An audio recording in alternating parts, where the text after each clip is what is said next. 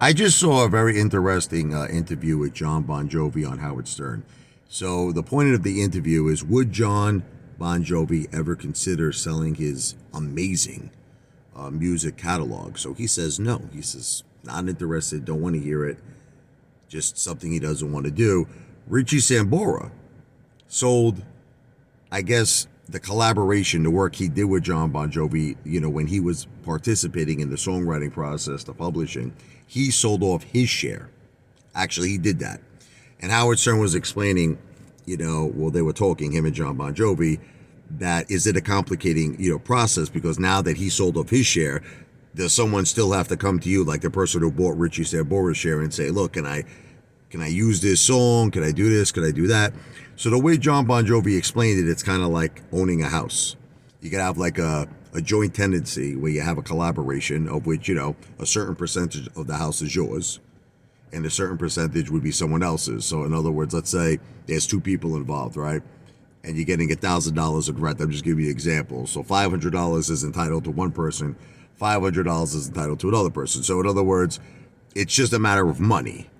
So like if, publishing makes Jon Bon Jovi and it makes Richie Sambora a certain amount of money every year. So I guess Richie sold off his share, Richie Sambora. So that's it. Like, in other words, he got an upfront sum of money, so he'll no longer receive his share of that publishing. The person who bought Richie Sambora's share will now receive it, but Jon Bon Jovi's still getting the stuff that's 100% his. It's his, and his stuff that's a collaboration. He gets his share. Richie Sambora will now, like I said, he sold it off. The company that bought Richie Sambora's publishing will get his share.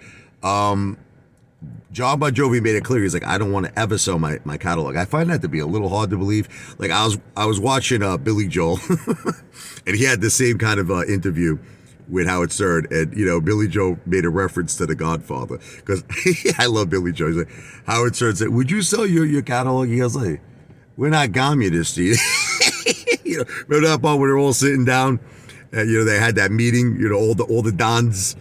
You guys listen to me. Don Corleone, you know what I mean? You gotta share your political contacts here. We gotta share our drug contacts. Listen, we're all here to make money. We ain't communists. Oh, So the point is, like, Billy Joe was like, for the certain price, listen, he wanted $1 billion, Billy Joe. I'm sure he would get it too. I mean, I'm sure there's someone that would probably, Billy Joe's catalog is massive, as well as Bon Jovi's. I'm sure he might even get $1 billion. But do you really believe he wouldn't? Look, Jon Bon Jovi's worth a shitload of money. I mean, he had the most amazing career. And I mean, I think probably, if not the best, in like the top, 5 or top even 2. Him, the Beatles, Rolling Stones, and you got Bruce Springsteen. You got to put him up there with all the best. I mean, so he probably could get $1 billion. But you really think he would turn down $1 billion? I mean, he's probably worth probably close to that right now. So guess he don't need the money. Certainly doesn't need the money, but still, someone's offering you $1 billion. I mean, he does make a really handsome amount of money from the publishing. Probably makes a lot of money. Who knows? Maybe he makes hundreds of millions of dollars a year in publishing. I would be surprised. He certainly makes a lot.